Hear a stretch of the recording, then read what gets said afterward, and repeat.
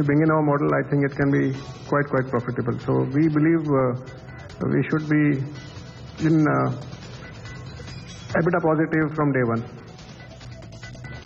एवी group के बाद retail में एक और मेगा मर्जर, बियानी मित्तल आए साथ साथ। फ्यूचर ग्रुप का भारतीय रिटेल में होगा विलय, 750 करोड़ में हुई डील। एवी ग्रुप के रिटेल बिजनेस के मेगा मर्जर को भी बाजार ने दिया थम्स अप। पैंपलून 20% उछला, आदित्य बिरला नुवो में भी 12% की तेजी। 30 मार्च के बाद शेयर बाजार में एक दिन की सबसे बड़ी तेजी। सेंसेक्स करीब 500 पॉइंट चढ़ा, निफ्टी 8300 के पार। बाजार में कहां है मौके, सुनेंगे बाजार के दिग्गज रमेश दमानी से। निवेश मंत्र बुलेटिन में आगे। संसद में कल का दिन है अहम, लोकसभा में जीएसटी पर होगी चर्चा। रियल एस्टेट रेगुलेटर बिल भी पेश होगा राज्यसभा में। इकोनॉमी के लिए फिर बढ़ी मुश्किलें, कच्चे तेल के दाम बढ़कर 215 के सबसे ऊंचे स्तर पर पहुंचे। सोने के इंपोर्ट से भी 19% से भी ज्यादा बढ़ा। और बेमौसम बारिश और फसलों की बर्बादी से है किसान परेशान, मुआवजे के मरहम से क्या वाकई भर रहे हैं घाव। पश्चिमी उत्तर प्रदेश में किसानों की जमीनी हकीकत की पड़ताल, देखिए आवाज पर। नमस्कार, यह है आवाज एट 9 और आपके साथ मैं हूं विपिन भाटिया। मैं हूं तमन्ना इनामदार दत्ता। आइए देखते हैं आज की दूसरी बड़ी खबर। फाइनेंस बिल में रीट्स पर मैट में छूट मिली। अब यूनिट के वास्तविक ट्रांसफर होने पर ही देना होगा टैक्स। कितनी राहत है कंपनियों के लिए, बात करेंगे डीएलएफ के ईडी राजीव तलवार से। बड़ी कंपनियों के खराब नतीजों के बाद आईटी सेक्टर को कॉग्निजेंट से मिली राहत। पहली तिमाही में मुनाफा करीब 10% बढ़ा। 2015 के लिए गाइडेंस भी बढ़ाया। अलकायदा के वीडियो में प्रधानमंत्री मोदी का जिक्र। 2 मई को जारी वीडियो की जांच हुई शुरू। मध्य प्रदेश के पन्ना में भयानक हादसा, बस पलटने से करीब 50 लोगों के मारे जाने की खबर। पार्टी कार्यकर्ता से अवैध संबंधों के आरोपों के बाद बड़ी कुमार विश्वास की मुश्किलें, दिल्ली महिला आयोग ने भेजा नोटिस। और डीआईपीपी सेक्रेटरी और नेट एक्टिविस्ट निखिल पाहवा के बीच ई कॉमर्स में एफडीआई को लेकर ट्विटर पर गर्मा गर्म बहस, लेकिन कुछ ही मिनटों में दोनों ने सुलझाया मामला। बुलेटिन की शुरुआत करेंगे आज की सबसे बड़ी खबर से, जहां रिटेल सेक्टर में मेगा मर्जर हुआ है। कल एवी बिरला ग्रुप और आज फ्यूचर ग्रुप और भारतीय रिटेल ने एक बड़ी डील का ऐलान किया है।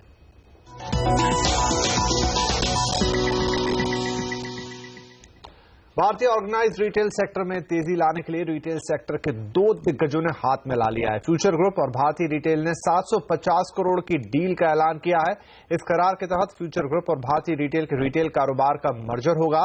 Future group chairman Kishore Biyani के मुताबिक मर्जर दोनों ही कंपनियों के लिए विन विन सिचुएशन है। उनके मुताबिक इस डील से नए मार्केट्स में पहुंच बढ़ेगी, साथ ही फ्यूचर ग्रुप का कर्ज भी कम होगा। और रिटेल सेक्टर में हुए इस मेगा मर्जर पर फ्यूचर ग्रुप के फाउंडर और सीईओ किशोर बियानी और भारतीय एंटरप्राइजेस के वीसी राजन भारती मित्तल से बात की हमारी सहयोगी मुग्धा मिश्रा ने। भारतीय रिटेल और फ्यूचर रिटेल ने मर्जर किया है और रिटेल स्पेस में एक सबसे बड़ी एंटिटी निकल कर आई है। और इस मर्जर पर बात करने के लिए हमारे साथ खुद मिस्टर किशोर बियानी और राजन मित्तल मौजूद हैं। सर, मिस्टर बियानी सर, सबसे पहले आपसे सवाल कि यहाँ पर जो ये मर्जर हुआ है, इससे फ्यूचर ग्रुप को क्या मिल रहा है और ये पूरा मर्जर आप एक्सप्लेन कर सकते हैं? फ्यूचर रिटेल जो आज कंपनी है जिसमें काफ़ी कुछ है, हमारे काफ़ी रिटेल फॉर्मेट्स हैं, उसमें हमारे सभी इन्वेस्टमेंट्स हैं। इंश्योरेंस बिजनेस ले लीजिए, हमारे मील्स हैं, हमारे लॉजिस्टिक कंपनी है, स्टेपल्स का बिजनेस है, हमारे बाकी कंपनियों में इन्वेस्टमेंट्स हैं, फूड मैन्युफैक्चरिंग बिजनेस है। तो हम एक प्योर प्ले रिटेल कंपनी बनाना चाहते हैं। जो रिटेल बिजनेस है प्योर प्ले, वो हम भारतीय रिटेल के साथ मर्ज करेंगे, ये बिजनेस डीमर्ज करके यहाँ से। और इनका इंफ्रा बिजनेस है, एक इंफ्रा बिजनेस बन जाएगा एन इन्वेस्टमेंट और एक रिटेल कंपनी बनेगी। तो ये डील का कंटोर है। भारतीय शेयर होल्डर्स के लिए what does this deal bring? क्या भारतीय एयरटेल या भारतीय शेयर स्टेक होल्डर्स के लिए, उनके लिए क्या मतलब है, क्या मायने हैं इस डील के? देखिए, इसमें कोई बाहर का शेयर होल्डर नहीं है, सिर्फ भारतीय एंटरप्राइज शेयर होल्ड करती है भारतीय रिटेल को, जो कि मर्ज कर रहा है। और हमारे यहाँ से मानना था कि ये एक इंडस्ट्री की एक्सपेंशन की दरकार है। बहुत स्लो एक्सपेंशन हो रहा रहा है और इससे सिनर्जीज आएंगी, टेरिटरी बढ़ेंगी, ज्योग्राफीज बढ़ेंगी, नए फॉर्मेट आएंगे। उसको मद्देनजर रखते हुए हमने ये जब मर्जर की बात की, उसको देखते हुए हमारा मानना है कि एक लार्जर एंटिटी उभर के आई है जो कि एक फास्टर रोल आउट करेगी आने वाले वक्तों में, प्रोक्योरमेंट बेटर करेगी और जो बैक एंड जिस तरह लॉजिस्टिक और उसका अदर बैक एंड चैनल्स बन रहा है उसके लिए एक अच्छी डिस्ट्रीब्यूशन कंपनी बनेगी। लेकिन क्या हम इसका ये मतलब निकालें कि इस डील के बाद भारतीय रिटेल सेगमेंट से एक तरह से बैकस्टेप ले रही है? मेरा मानना बैकस्टेप नहीं है, हमारा है कि भारतीय हमेशा पार्टनर के साथ रही है। टेलीकॉम में देख लीजिए, आप इंश्योरेंस में देख लीजिए, रिटेल में भी पहले देख लीजिए। तो हमारा मानना है कि अगर ग्रोथ करना है और फास्टर ग्रोथ करना है, जहाँ की बहुत स्ट्रक्चरल इश्यूज हैं इस कंट्री में स्पेशली रिटेल के लिए, तो आपको एक स्ट्रेटेजिक पार्टनरशिप चाहिए और उसको मद्देनजर रखते हुए फ्यूचर ग्रुप जो कि रिटेल में बहुत सालों से है, रिटेल को बिल्कुल अच्छी तरह परखता है, जानता है, हमारा एक मानना था कि एक स्ट्रेटेजिक फिट है हमारे लिए भी और इनके लिए भी। मिस्टर पियानी, आपके लिए ये भारती के साथ मर्जर क्यों इतना अहम है? क्योंकि और भी कंपनीज हैं जिनके साथ आप बातचीत कर सकते थे, लेकिन भारती ही क्यों आपने चुना? आई थिंक सबसे पहले तो हम मित्तल फैमिली को जानते हैं। दूसरा ये कि इनकी ज्योग्राफी जो रही है, हमारी ज्योग्राफी में एक ओवरलैप नहीं है, क्योंकि हर बिजनेस जो भी आप करें उसकी फायदे होने चाहिए कंपनी को, स्टेक होल्डर्स को, कंज्यूमर्स को। तो मैं समझता हूँ कि सबसे ज़्यादा फायदा हमारा इनके साथ जुड़ने में था, क्योंकि ये जो ज्योग्राफीज में ऑपरेट करते हैं वहाँ पे हमारी दुकानें नहीं है। ये जो फॉर्मेट चला रहे हैं छोटा स्टोर का, स्मॉल सुपरमार्केट का, वो फॉर्मेट हमारे पास नहीं है। तो ये सब चीज़ अगर जुड़ती है तो उसका मल्टीप्लायर इफेक्ट आता है। ओके, थोड़ी बुक्स की बात कर लेते हैं। कितना डेट है फिलहाल भारती की तरफ से? आपके पास कितना डेट आ रहा है और उसको जो दो एंटिटीज आप बना रहे हैं उसमें कैसे डिस्ट्रीब्यूट किया जाएगा? आई थिंक भारती की तरफ से कोई डेट इस कंपनी में नहीं जुड़ रहा है और अब ये जो कंपनी रिटेल कंपनी होगी उसमें हम 1200 करोड़ का डेट ट्रांसफर करेंगे और बैलेंस डेट जो इंफ्रा कंपनी है उसमें रहेगा एंड दोनों कंपनी अपने इस डेट को सर्विस करेंगे। और फ्यूचर ग्रुप और भारतीय रिटेल के बीच हुई इस मेगा डील पर खास चर्चा के लिए हमारे एक्सपर्ट का एक बड़ा पैनल जुड़ा है। हमारे साथ हैं वजीर एडवाइजर्स के एमडी हरमिंदर साहनी, टिरेन के फाउंडर बीएस नागेश और बिग बास्केट के प्रमोटर के गणेश। सबसे पहले हम बातचीत करेंगे हरमिंदर साहनी से। हरमिंदर जी, फ्यूचर और भारतीय रिटेल में जो डील हुई है इसे कैसे देखा जाए? क्या ये किशोर बियानी की वापसी है? फ्यूचर ग्रुप का फ्यूचर तो बड़ा क्लियरली स्केल है। जो भी उन्होंने, जैसे आपने कहा कि कम बैक वाली जो बात है, तो हो सकता है मिस्टर बियानी नहीं मानेंगे कि वो कभी गए भी थे कहीं, तो कम बैक कहां से होगा, तो वो हमेशा यहीं थे।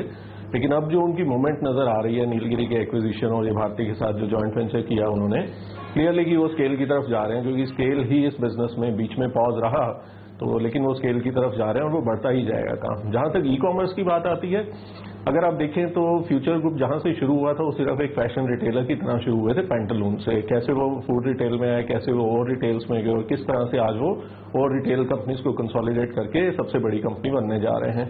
तो इसी प्रोसेस के अंदर अगर देखा जाए तो कल को ये unique DNA and technology driven businesses जो आ रहे हैं अपने ऑनलाइन के अंदर, कल को वो भी कोई इनके साथ मर्ज हो सकता है या वो किसी के साथ मर्ज हो सकते हैं।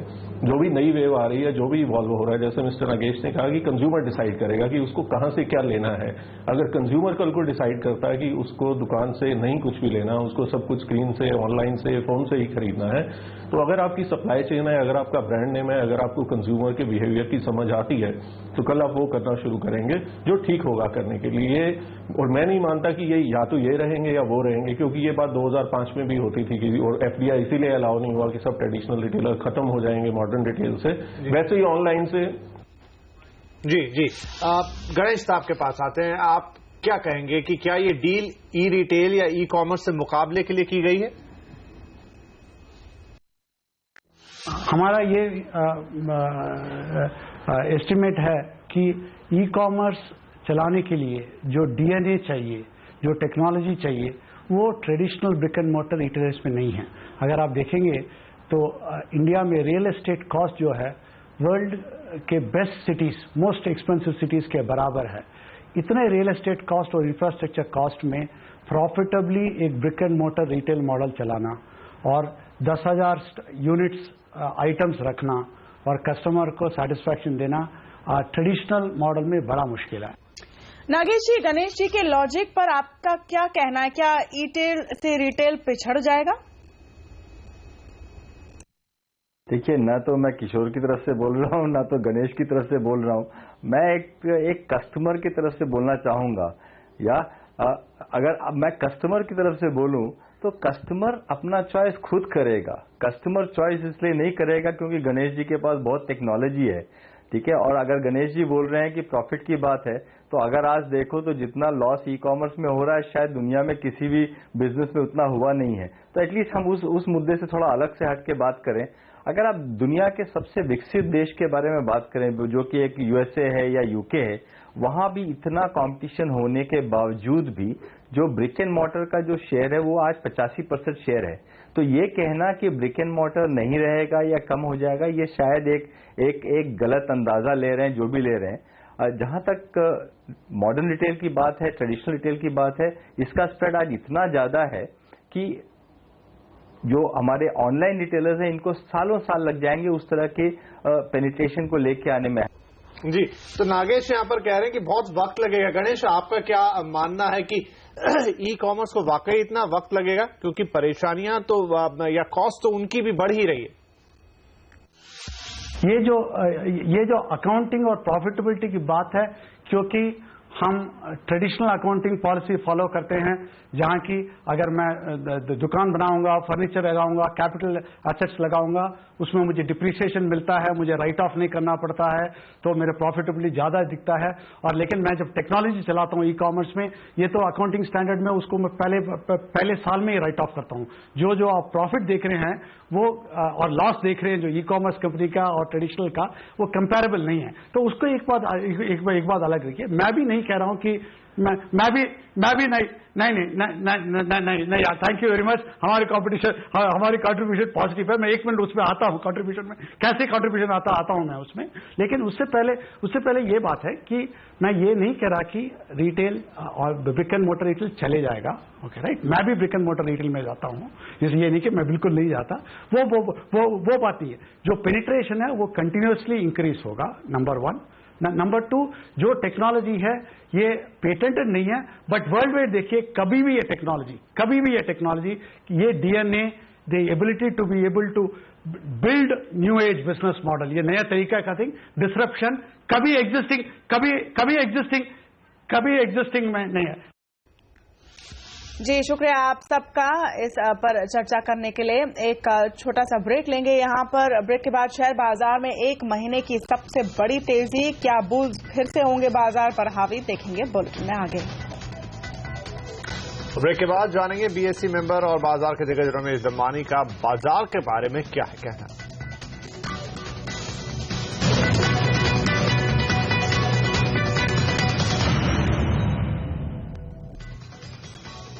और अब बात बाजार की, जहां बड़े दिनों बाद रौनक दिखी है। बुल पूरे दिन जोश में नजर आए हैं और उनका दम देखिए कि आज 30 मार्च के बाद शेयर बाजार में एक दिन की सबसे बड़ी तेजी दिखी।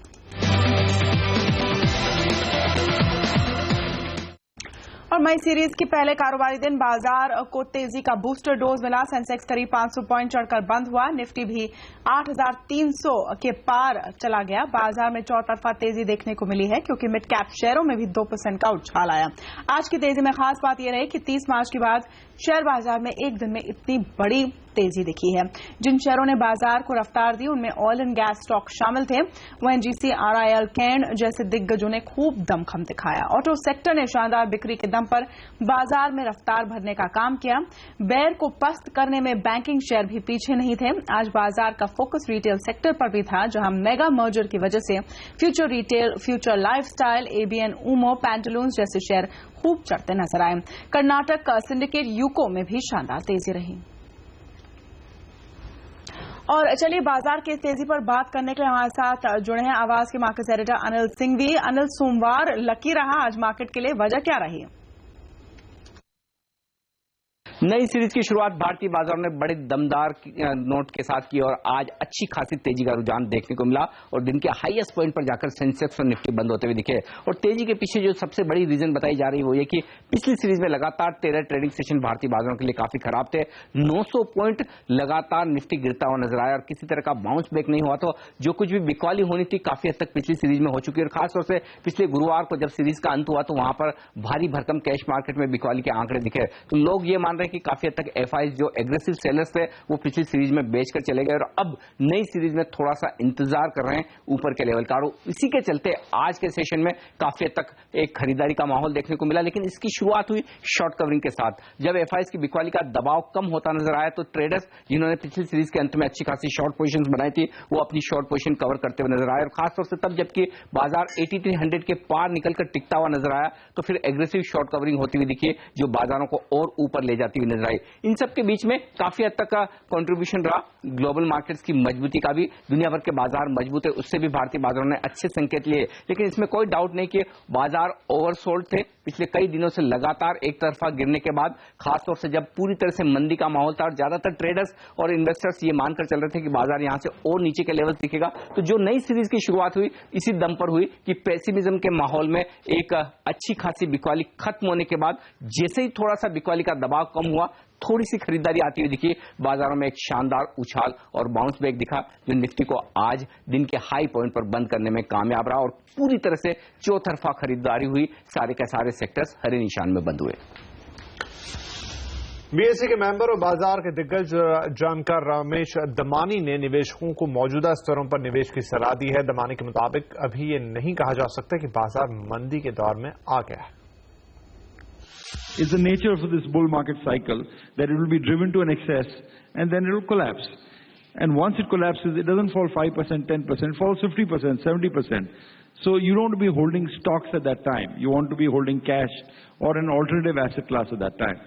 Now, when do stocks stop out? When do bull markets stop out? Like I alluded earlier, the signs are very clear. You'll find excesses taking place. तो कहाँ है मौके, किन शेयरों में निवेश करें और किन शेयरों से दूर रहें, इस पर बात करने के लिए हमारे साथ है रिस्क कैपिटल के डीडी शर्मा। शर्मा जी, आज जिस तरह का यू टर्न दिखा बाजार में उसके बाद क्या स्ट्रैटेजी अपनानी चाहिए कल? देखिए, डेफिनेटली जो है ऊपर के लेवल से मार्केट में 10% का करेक्शन हो चुका है इंडेक्स में, तो वो करीब करीब मैं समझता हूं कि एक सिग्निफिकेंट जो है करेक्शन हो सकता है बुल मार्केट का। और उसके बाद में चूंकि कोई नेगेटिव फैक्टर्स ऐसे नहीं थे फंडामेंटल जिसके कारण बाजार और नीचे जा सके। ओवरऑल चीजें भले धीमे सुधर रही हो लेकिन धीमे धीमे सुधर ही रही है। तो इन सब के चलते और साथ ही साथ एफआईआईज की सेलिंग जो है, जो लास्ट बड़ी सेलिंग थी थर्सडे को वो हो गई, उसके बाद में ऐसा लगा कि आज एफआईआईज ने सेलिंग नहीं की और उनकी तरफ से थोड़ी बाइंग थी, डीआईएस की बाइंग थी और इसके चलते बाजार पर कोई दबाव नहीं बढ़ा। तो फिर शॉर्ट सेलर्स थे, उन्होंने अपनी शॉर्ट जो है वो कवर करनी शुरू कर दी और उसके चलते मार्केट में एक रिकवरी आई।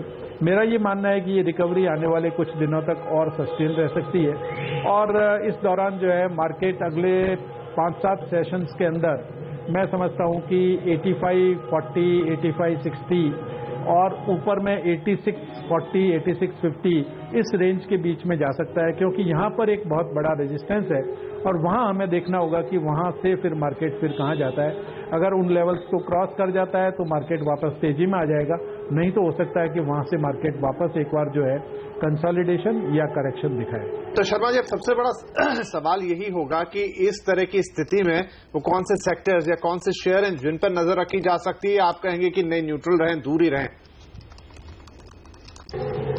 नहीं, न्यूट्रल या दूर रहने की बात मैं नहीं कहूंगा, क्योंकि जो ब्रॉड ट्रेंड है या जो बड़ा ट्रेंड है वो तो तेजी का ही है और ये तेजी के मार्केट का एक करेक्शन है और इस करेक्शन की रिकवरी में आप major resistance level instantly continuously clear कर जाते हो या एक बार और कोई छोटा करेक्शन आके उसके बाद क्रॉस करते हो, ये सिर्फ देखने की बात है।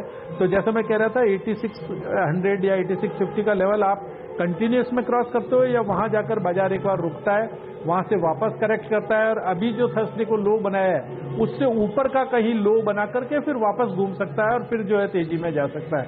तो ओवरऑल तो ट्रेंड बुलिश ही है, लेकिन डेफिनेटली एक करेक्शन जो है 86-50 से वापस आ सकता है। तो आपको खरीदारी ही करनी चाहिए और खरीदारी में डेफिनेटली मेरा ये मानना है कि बैंकिंग सेक्टर ऑलमोस्ट करीब करीब लग रहा है बॉटम आउट हो गया है।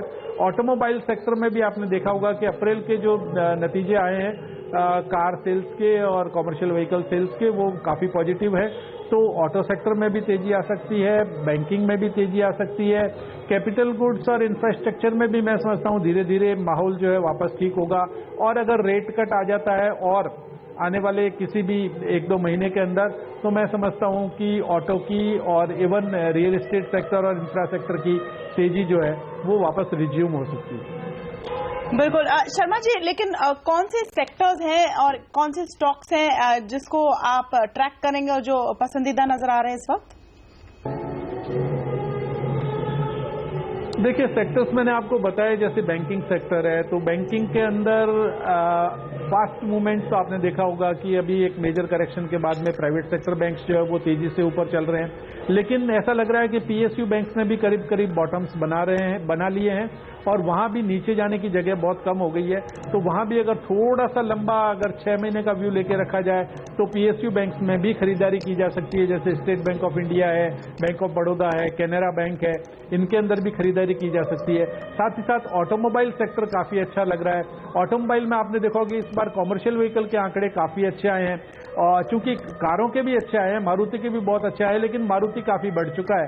तो उसके सामने टाटा मोटर्स के जहां आंकड़े अच्छे आए हैं लेकिन शेयर्स में अभी भी तेजी नहीं आई है, शेयर्स में वो चीज रिफ्लेक्ट नहीं हो रही है। अभी भी मैं समझता हूं कि टाटा मोटर का डीवीआर पर्टिकुलरली जो है वो काफी नीचे है और उसमें बहुत पोटेंशियल है कि यहां से वो साल भर में आपको जो है बहुत अच्छे रिटर्न दे सकता है। तो आप टाटा मोटर पे भी ध्यान रख सकते हैं।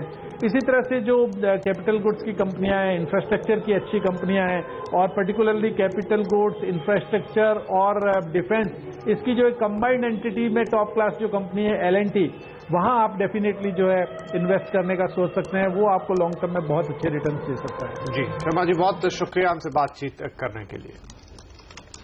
आगे बढ़ेंगे। देश की इकोनॉमी के लिए सोना और कच्चा तेल फिर चिंता का सबब बन सकता है। जहां कच्चे तेल के दाम बढ़कर 2015 के सबसे ऊपरी स्तर पर पहुंच गए हैं, वहीं सोने के इंपोर्ट में भी बेतहाशा बढ़त देखने को मिली है। कीमतों में गिरावट और इंपोर्ट में ढील के कारण पिछले वित्त वर्ष में सोने का इंपोर्ट करीब 20% बढ़कर 34.32 अरब डॉलर तक पहुंच गया है। सोने के इंपोर्ट में बढ़ोतरी से कैड यानी कि करंट अकाउंट डेफिसिट को लेकर फिर से चिंता पनपने लगी है। दूसरी तरफ कच्चे तेल की कीमतों में भी कैड पर बुरा असर पड़ने के आसार हैं। अमेरिका में सप्लाई घटने के संकेतों के कारण कच्चा तेल 2015 के ऊपरी स्तर पर आ गया है। ब्रेंट के दाम $67 के करीब पहुंच गए हैं, जिससे कच्चे तेल का आयात बिल बढ़ना तय है।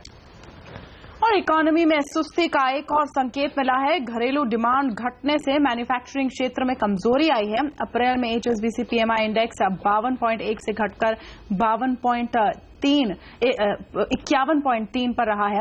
HSBC के सर्वे के मुताबिक पिछले 2 साल में पहली बार कंपनियों को दाम घटाए हैं, लेकिन इसके बावजूद मांग में सुधार नहीं आया है। और संसद में कल का दिन है अहम। कौन कौन से बिल होंगे पेश, बताएंगे आपको इस ब्रेक के बाद। और रीट्स पर मैट में छूट से रियल एस्टेट सेक्टर को राहत, क्या फिर गुलजार होगा रियल एस्टेट बाजार, देखेंगे बुलेटिन में आगे।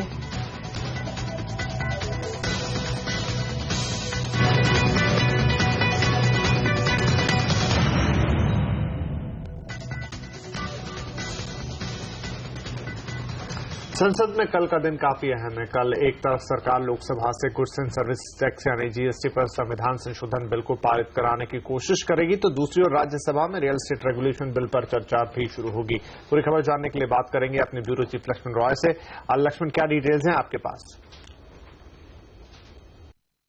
देखिए, कल जो सरकार की रणनीति है उसके तहत लोकसभा में GST से जुड़े हुए संविधान संशोधन बिल को सरकार चर्चा के लिए लाएगी और चर्चा कराने के बाद कोशिश इस बात की करेगी कि कल देर शाम तक इस बिल को लोकसभा से पारित करा लिया जाए।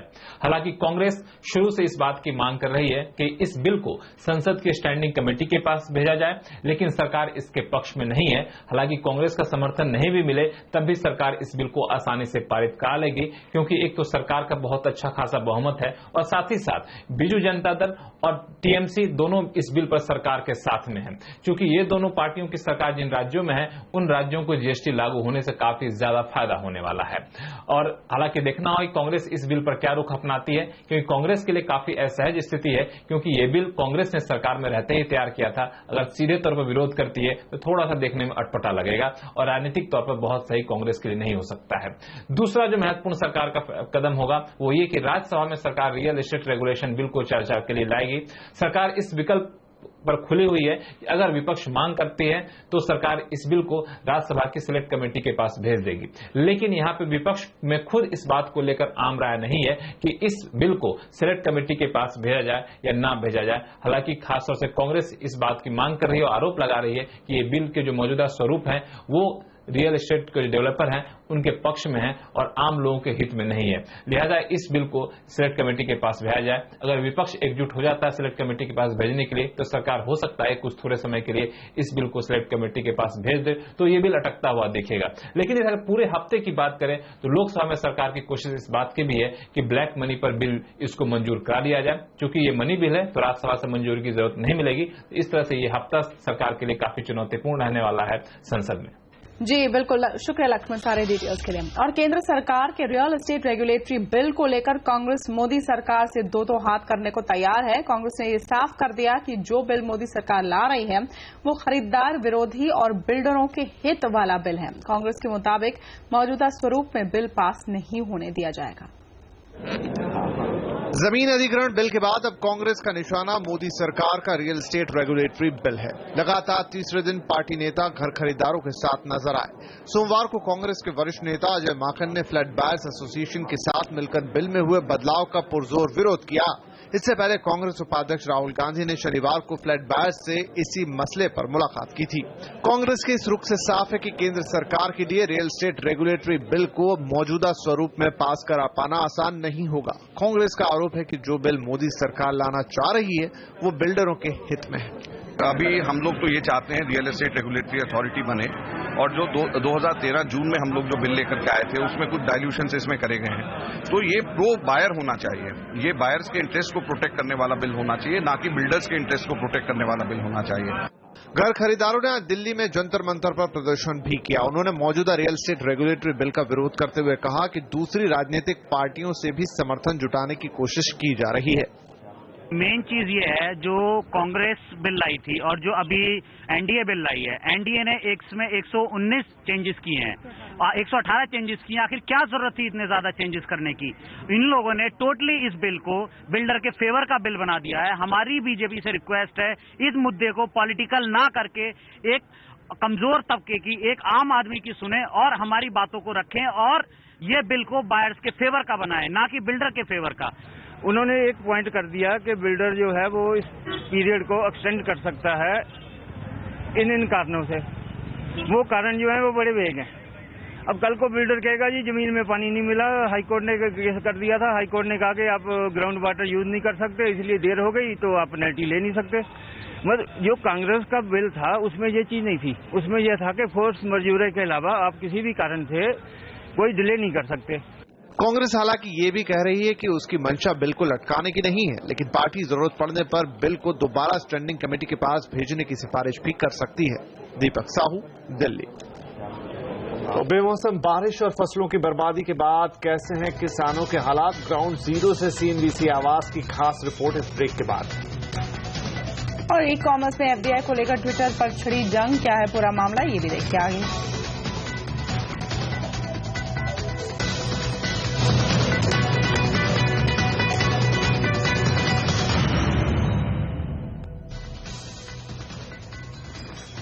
बेमौसम बारिश और फसलों की बर्बादी, परेशान किसान और मुआवजे की बरसात। लेकिन जमीनी हकीकत क्या है?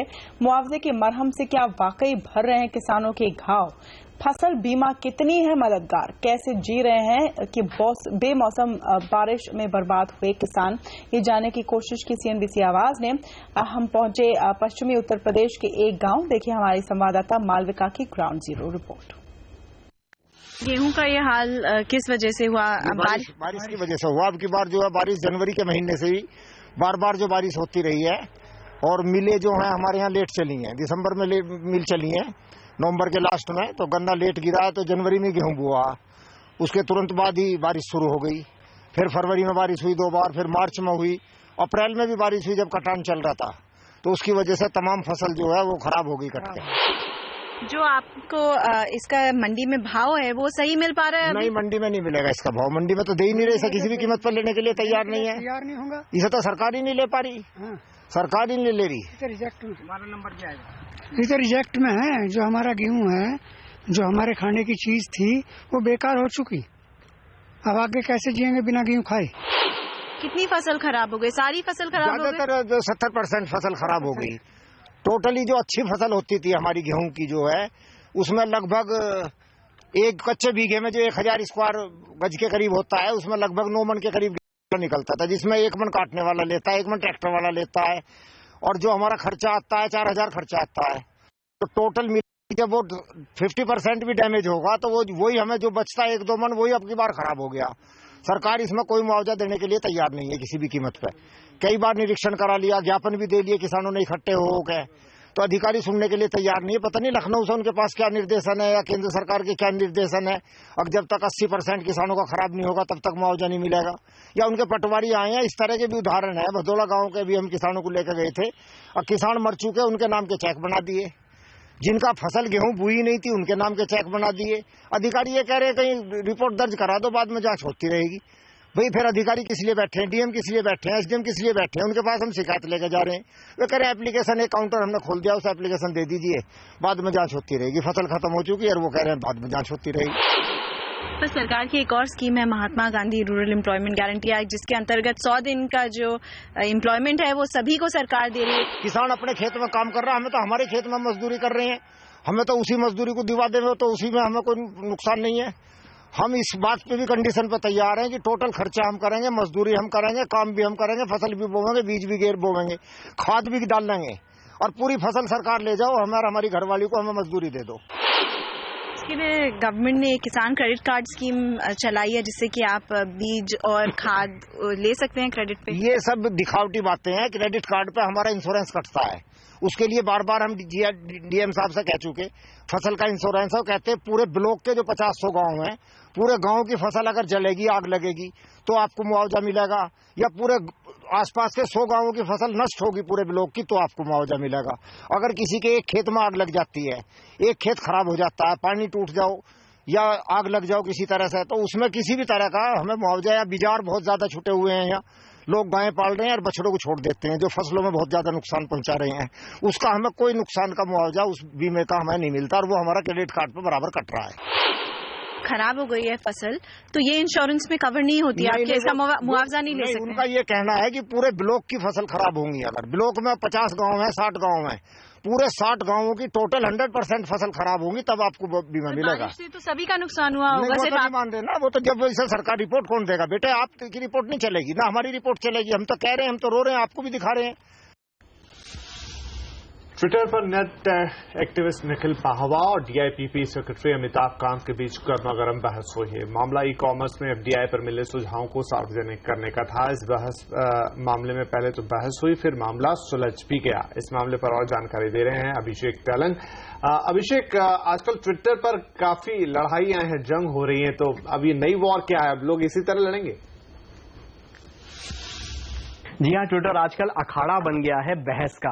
और आज जो ये बहस हुई, इससे एक चीज तो साफ हो गई कि इंटरनेट की क्या ताकत होती है, या सोशल मीडिया की मदद से चुटकियों में कैसे मामले सुलझाए जा सकते हैं, इसका एक बहुत बढ़िया एग्जाम्पल आज मिल गया। देखिए, बहस शुरू हुई थी ई कॉमर्स में एफडीआई के मुद्दे पर डीआईपीपी के कंसल्टेशन के सबमिशन पर। इंटरनेट एक्टिविस्ट निखिल पाहवा ने डीआईपी के सेक्रेटरी अमिताभ कांत से ट्विटर पर सीधे जवाब मांग लिया। अब यहां अच्छी बात यह हुई कि अमिताभ कांत का ट्विटर पर जवाब भी मिनटों में आ गया, और उन्होंने परेशानी पूछकर उसका इलाज भी शुरू करवा दिया। उन्होंने निखिल से इस मामले पर ईमेल मांगी, और डीआईपीपी की वेबसाइट पर उनके सबमिशन के साथ, जो आरटीआई ने रिजेक्ट कर दिया था, उस सबमिशन के साथ बाकी सभी सबमिशन ऑनलाइन पब्लिश करने का वादा भी कर दिया। अब इंटरनेट की ताकत से एक आम आदमी की आवाज कितनी बुलंद हो सकती है, ये तो सबको पता है। क्या इसीलिए इंटरनेट पर पहरे बिठाने की बातें होती हैं? ये बड़ा सवाल है।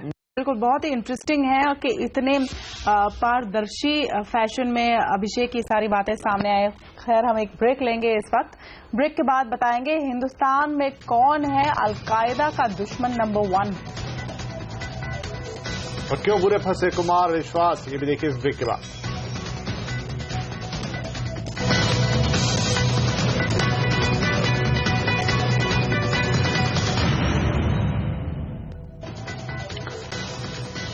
बड़ी कंपनियों के खराब नतीजों से परेशान आईटी सेक्टर के लिए कॉग्निजेंट से कुछ राहत आई है। बिक्री के मामले में कंपनी का प्रदर्शन उम्मीद से अच्छा रहा है। चालू कैलेंडर ईयर की पहली तिमाही में कंपनी की बिक्री $2.9 अरब रही है, जबकि गाइडेंस $2.88 अरब का था। हालांकि कंपनी के मार्जिन उम्मीद से कम रहे हैं।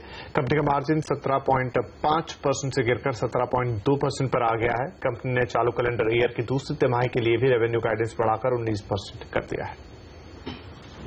और ऑटो कंपनियों के लिए अप्रैल का महीना काफी लकी साबित हुआ है। बेमौसम बारिश और कमजोर मानसून की चिंताओं को दरकिनार करते हुए ऑटो सेक्टर फर्स्ट गियर में भाग रहा है। दिग्गज कार कंपनियों की बात करें तो मारुति की बिक्री में करीब 30% की बढ़ोतरी दर्ज की गई है। अशोक लीलैंड की बिक्री में 43% का जोरदार इजाफा हुआ है। टाटा मोटर्स की बिक्री 7 और M&M की बिक्री करीब 1.5% बढ़ी है। टू व्हीलर कंपनियों की बिक्री भी अच्छी रही है।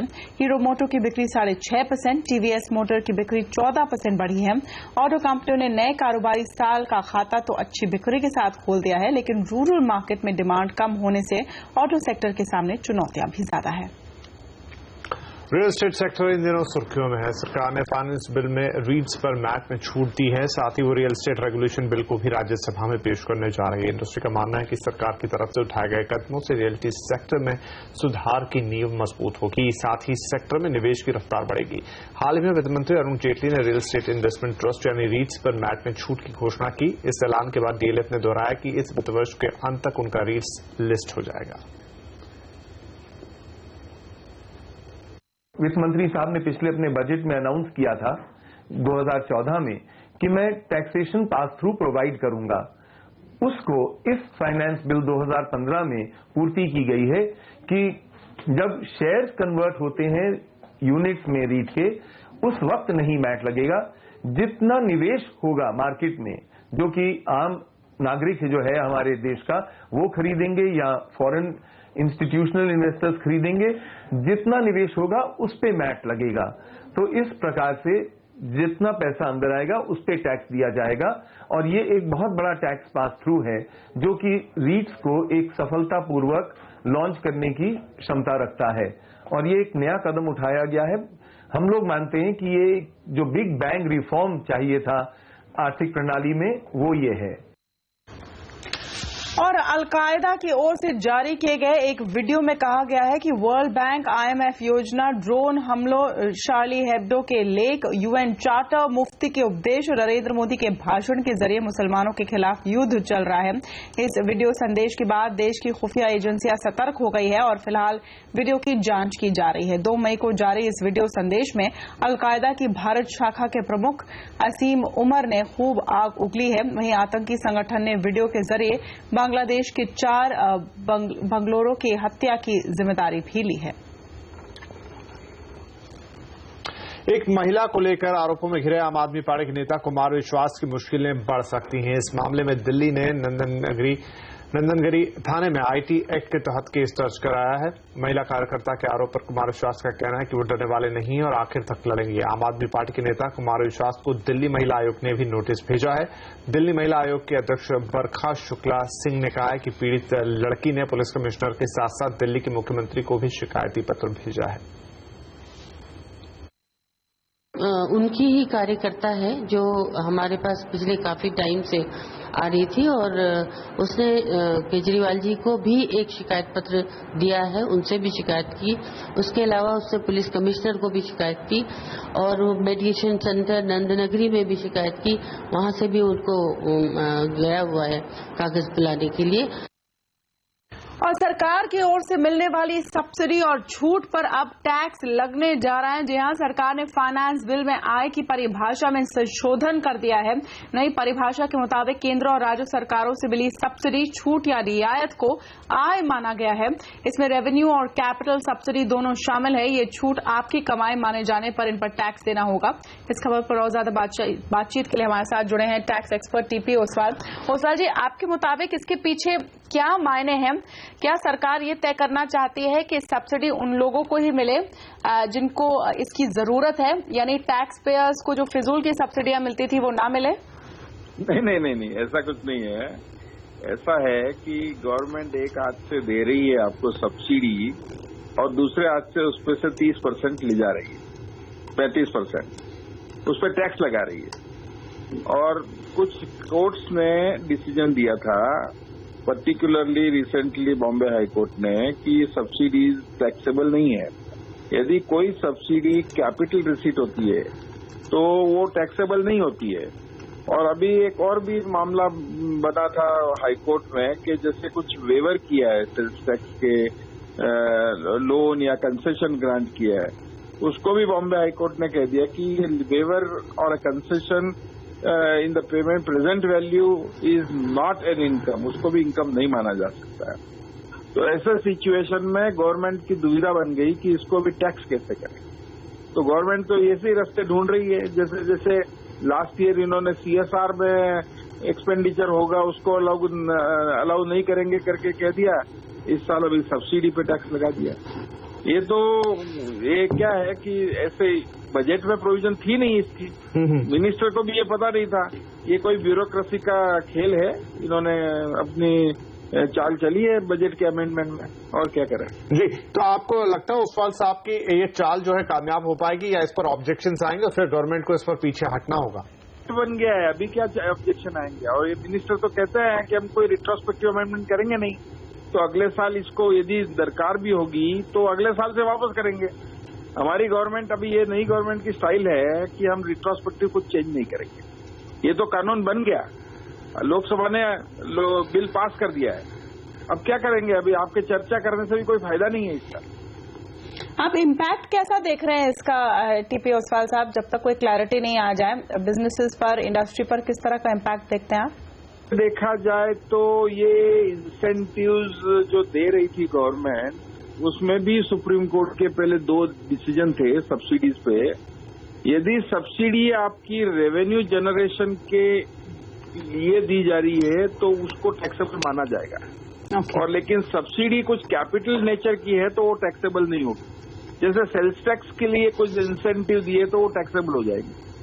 और लेकिन एक ग्रांट दिया है कोई आपको बैकवर्ड एरिया में सेटअप करने के लिए, या कोई दूसरा प्रकार का कोई एक गवर्नमेंट ने एक कैपिटल सब्सिडी अलाउंसेस दिया आपको एडवांटेज, उसको हम टैक्स नहीं करेंगे। ऐसा सुप्रीम कोर्ट के 2 डिसीजन थे। तो उसको अभी इम्पैक्ट हमारे हिसाब से कोई, जो अभी ऐसी छोटी मोटी चीजें गवर्नमेंट को इतना टिंकर करने की जरूरत नहीं थी, लेकिन बॉम्बे हाईकोर्ट के डिसीजन को इन्होंने रिवर्स कर दिया और वो पहले करना चाहिए था, अभी किया है, तो अभी क्या कर सकते हैं इसके लिए। जी, ओसवाल साहब बहुत शुक्रिया हमसे बातचीत करने के लिए।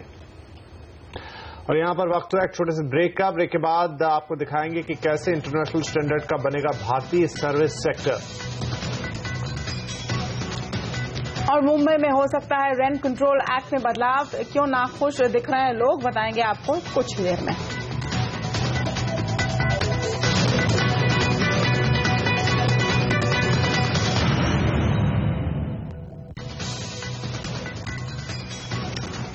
महाराष्ट्र सरकार मुंबई के रेंट कंट्रोल एक्ट में बदलाव कर सकती है। बदलाव लागू होते हैं तो साउथ और सेंट्रल मुंबई में रहने वाले और काम करने वाले लाखों लोगों को 100-200 रुपए किराए के बदले मार्केट रेट पर किराया देना पड़ सकता है। जाहिर है इस बदलाव से लोग नाखुश हैं, लेकिन जानकारों की माने तो ये शहर के हित में होगा।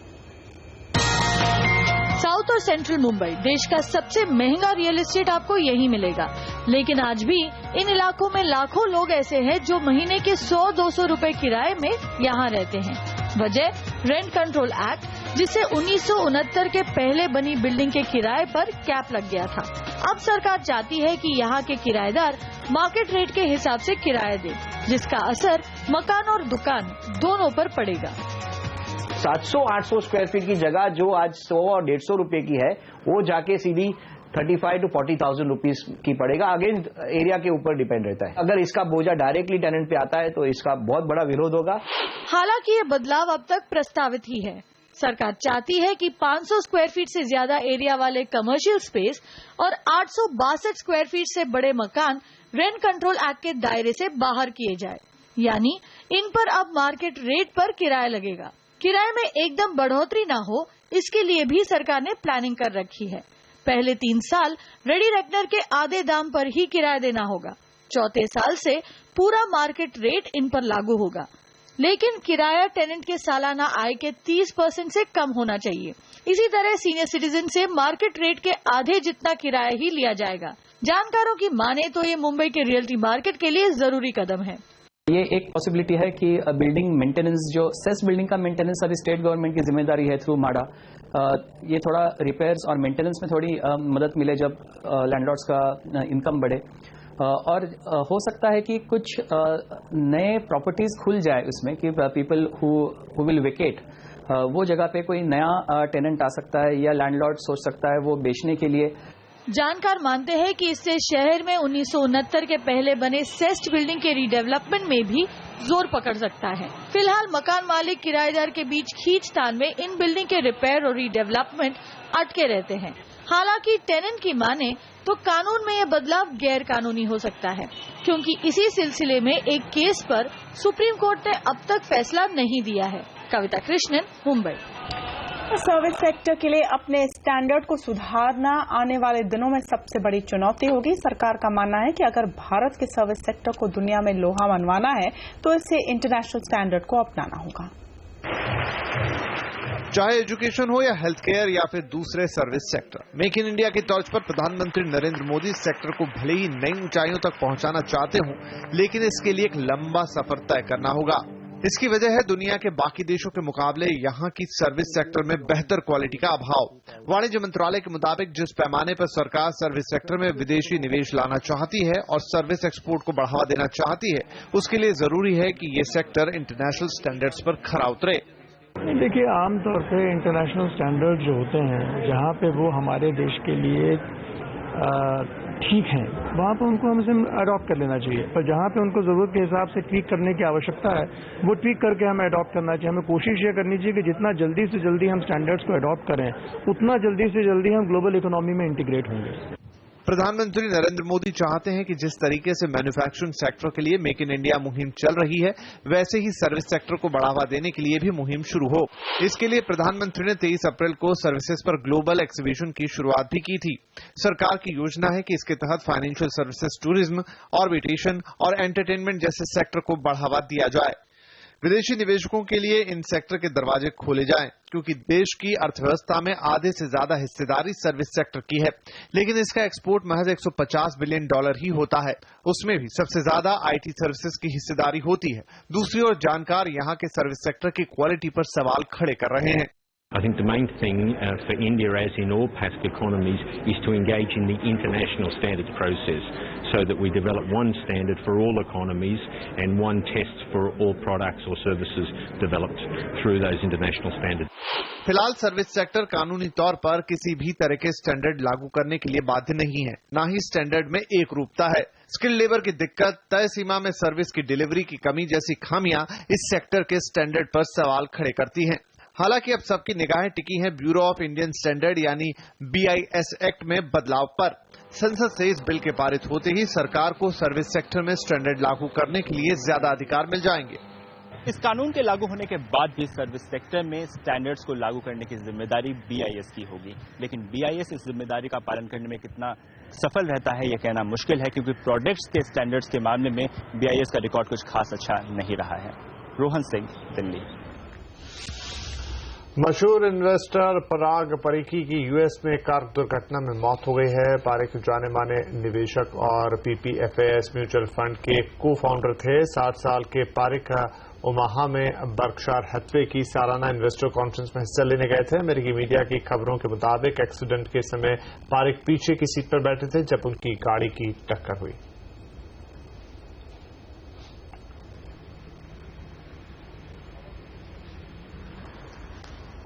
आज नेटवर्क 18 के नए चैनल ईटीवी न्यूज ओडिया का शुभारंभ हुआ है। भुवनेश्वर के स्वस्ति प्रीमियम होटल के चाणक्य हॉल से मुख्य अतिथि मुख्यमंत्री नवीन पटनायक चैनल का उद्घाटन उन्होंने किया।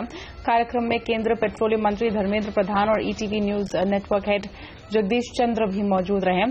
आपको बता दें कि ईटीवी नेटवर्क भी नेटवर्क 18 का हिस्सा है और आपका पसंदीदा चैनल सीएनबीसी आवाज भी नेटवर्क 18 का हिस्सा है।